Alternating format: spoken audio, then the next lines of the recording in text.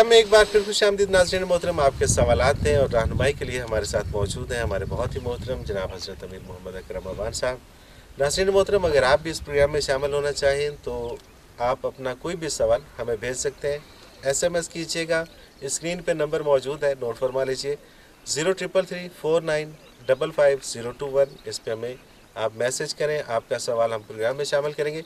और इसी तरह से अगर हमें मेल करना चाहें तो ईमेल एड्रेस स्क्रीन के ऊपर मौजूद है questions@almurshid.tv।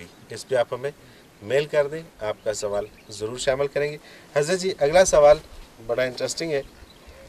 कमर ज़मान है गुजरात से। अल्लाह ताला तो हर जगह मौजूद है, फिर उसे ज़मीन पर अपना घर बनाने की ज़रूरत क्यों महसूस हुई?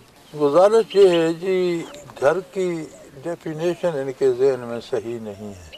अच्छा, ये घर को समझते हैं रहने की जगह या ठिकाना, ठीक है, जो उर्फन है।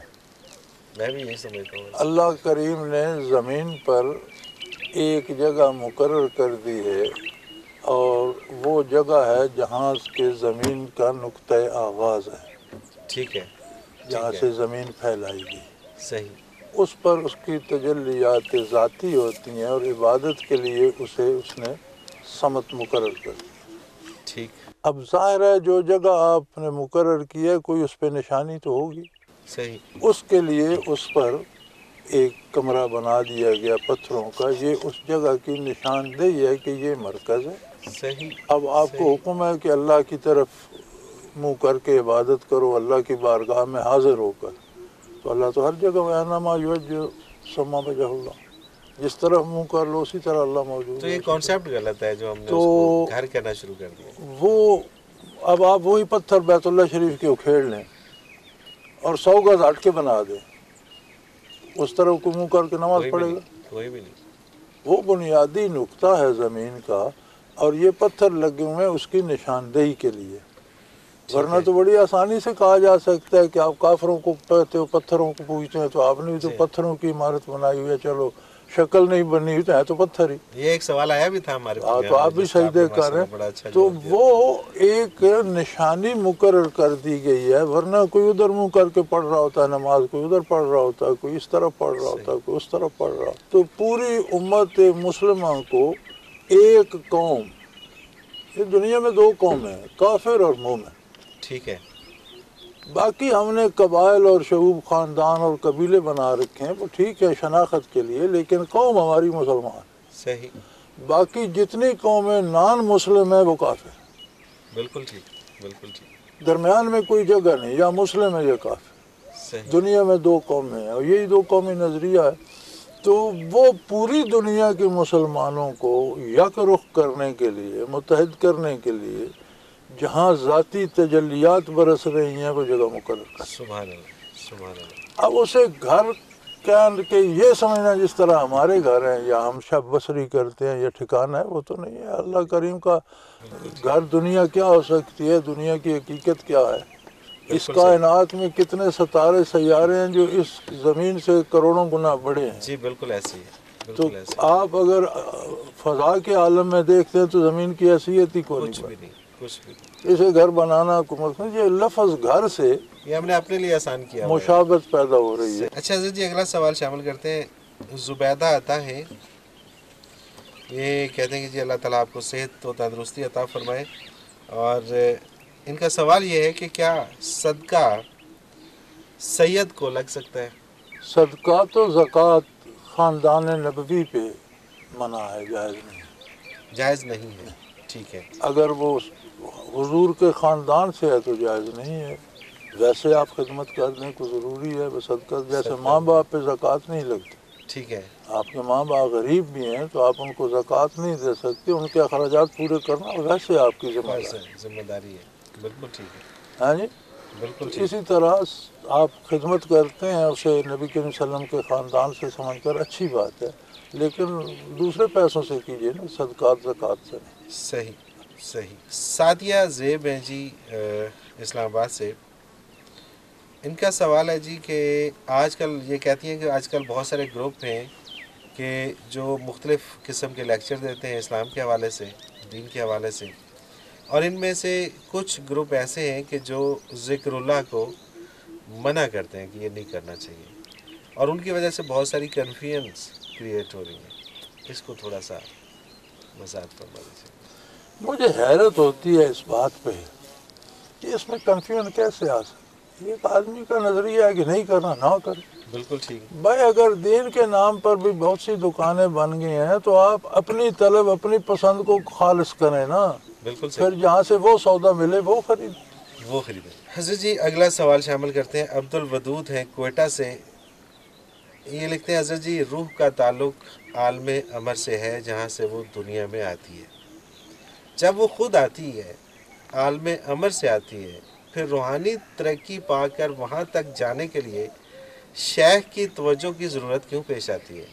اس میں خود سے وہاں تک جانے کی قوت کیوں باقی نہیں رہتی؟ روح آتی بھی خود نہیں، آنے میں اللہ کریم اسے آنے بعد میں پہنچا دیتے، ٹھیک ہے، خود اپنی مرضی سے نہیں آتی، بلکہ اللہ کے حکم سے۔ اللہ کے حکم سے پہنچا کر پھر وہ کہتے ہیں کہ دیکھو یہ دو راستے ہیں، صحیح، زندگی وحدینا السبیل اما شاکرا اما کفورا، یہ راستہ جو ہے اطاعت الہی کا یہ تمہارے گھر کو جاتا ہے، ٹھیک، یہ جو دوسرا راستہ ہے یہ دیکھنے میں بڑا خوبصورت ہے لیکن یہ ایک ویران جنگل کو جاتا ہے، ٹھیک ہے، ڈاکو بھی ہوں گے، درندے بھی ہوں گے، موذی جانور بھی ہوں گے، مارے جاؤ گے، بالکل صحیح، ادھر مت جانا ادھر جانا۔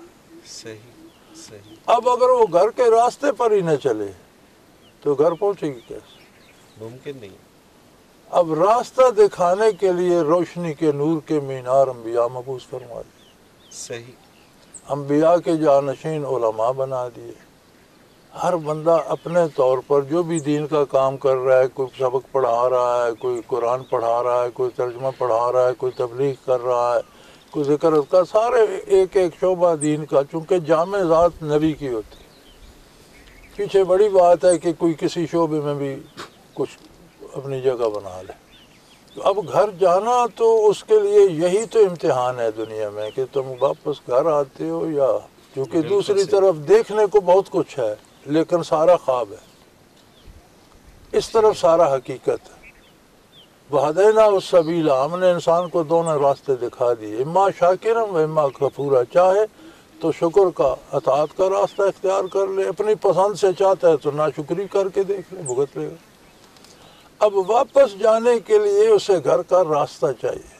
صحیح، یہ ہمارا دن بھر کا جو عمل ہے، رات کا سونا بھی جو ہے، یہ ہمارا سفر ہے، ہم ایک ایک سانس ایک ایک قدم ہے۔ صحیح، اب ہم گھر کی طرف جا رہے ہیں یا سمت مخالف میں جا رہے ہیں؟ بالکل ٹھیک، بالکل ٹھیک، تو شیخ کی توجہ بھی یہی ہے کہ وہ صحیح سمت کی رہنمائی کرتا ہے کہ بھئی ادھر چلنا ہے۔ یعنی کہ عالم امر سے روح خود نہیں آتی، بھیجی جاتی ہے، اور وہاں پر بھی پھر شیخ کی ضرورت پڑتی ہے کہ وہاں کے سفر کے لیے رہنمائی تو رہنمائی چاہیے کے ہوتی لیے بالکل چاہیے ہوتی ہے۔ ہے واپس جانے کے لیے۔ رخشندہ ہیں راول پنڈی سے، حضرت جی یہ کہتی ہیں کہ اگر کسی کو خواب میں اشارہ ہو کسی کام کے کرنے کا تو کیا وہ کام لازمی کرنا چاہیے؟ لازمی شریعت ہے، لازمی شریعت ہے، ٹھیک، باقی کوئی شے لازمی ہے۔ باقی لازمی، ہم کیا اور ہمارے آپ کے خواب کیا؟ بالکل ٹھیک ہے، خواب تین قسم کے ہوتے ہیں۔ زیادہ خواب تو وہ ہوتے ہیں جو زیادہ کھانے سے نظر آتے ہیں، پیٹ میں جتنی گیس ہو جاتی ہے وہ دماغ کو جاتی ہے تو عجیب عجیب خواب آتے ہیں۔ صحیح، دوسرے خواب وہ ہوتے ہیں جو شیطان القاء کرتا ہے، ٹھیک ہے، اس میں یہ ہوتا ہے کہ وہ جو کام بھی کہتے ہیں وہ خلاف شریعت یا برائی یا بے حیائی ہوتی ہے۔ تیسرا خواب وہ ہوتا ہے جو اللہ کی طرف سے آتا ہے، وہ ہمیشہ دائرۂ شریعت کے اندر اور شریعت کے مطابق ہوتا ہے، صحیح، لیکن شریعت میں کوئی کمی رہ نہیں گئی کہ کسی خواب کے آنے سے ہم نے وہ کام کرنا ہے، شریعت ذرا سی حضور نے بیان کر، فرماتی ہے، بالکل ٹھیک ہے، کوئی ایسی کمی نہیں رہ گئی کہ نبی کریم صلی اللہ علیہ وسلم نے یا قرآن نے یا حدیث نے کوئی کمی چھوڑ دیا تو ہمارا خواب اسے پورا کرے گا۔ حضرت جی اجمل شاہ ہیں ملتان سے، یہ لکھتے ہیں کہ دنیا کی زیادہ آبادی روس، چین، جاپان اور ہندوستان میں پائی جاتی ہے، لیکن ان علاقوں میں کسی بھی پیغمبر کے مبعوث ہونے کا تذکرہ قرآن پاک میں نہیں ملتا، اس کی کیا وجہ ہے؟ قرآن نے تو کہا ہے کہ ہم نے ہر قوم میں نبی بھیجے ہیں، اب کیا یہ ضروری ہے کہ انہیں گن کر بتائیں کہ روس میں تھا، چین میں تھا، فلاں تھا، فلاں تھا؟ بالکل ٹھیک ہے. قرآن نے تو ایک جملہ ارشاد فرما دیا کہ ہم نے روئے زمین کی کسی قوم کو خالی نہیں چھوڑا، ہر قوم میں نبی بھیجا. سبحان اللہ سبحان اللہ. اب قوم ہندوستانی بھی ایک قوم تھے، چینی بھی ایک قوم ہے، رشین بھی ایک قوم ہے. ہر قوم میں ہر جگہ جہاں مخلوق خدا ہے وہاں نبی بھی آئے ہیں. اب یہ کوئی ضروری ہے کہ قرآن فرست بنا؟ قرآن کوئی تاریخ کی کتاب ہے؟ اور قرآن پاک میں تو دیکھیں نا جی، وہ تو ارشاد فرما دیا گیا نا. یہ بتایا قرآن نے کہ ہم نے کچھ نبیوں کا ذکر قرآن میں کیا ہے، باقی کا نہیں کیا. نہیں کیا. بالکل ٹھیک. وہ قرآن کی بنیادی جو ہے توجہ وہ ہے اصلاح احوال. بالکل ٹھیک. جہاں اس کی ضرورت پیش آتی ہے وہاں ایسی معروف مثال دیتے ہیں جو روئے زمین پر لوگ اس سے آشنا ہوں. صحیح. نہ صرف عرب بلکہ دنیا کی تاریخ کا حصہ ہوں. بالکل ٹھیک. اب موسیٰ و فرعون کو کون بھولے گا تاریخ میں؟ کوئی بھی نہیں. نوح علیہ السلام اور ان کے طوفان کو کون لوگ؟ تو اس طرح کے جن قوموں پر عذاب آیا جنہیں نجات ملی تو وہ بطور ترغیب دینے کے اور گناہ سے ڈرانے کے ترغیب و ترہیب کے طور پر استعمال. بہت شکریہ عزیز جی، آپ نے وقت دیا. ناظرین محترم، اس کے ساتھ ہی پروگرام کا وقت اپنے اختتام کو پہنچ رہا ہے. اس سے پہلے کہ میں پروگرام اختتام کروں، اگر آپ بھی اس پروگرام میں شامل ہونا چاہیں تو ہمیں آپ میسج کر سکتے ہیں، ای میل کر سکتے ہیں.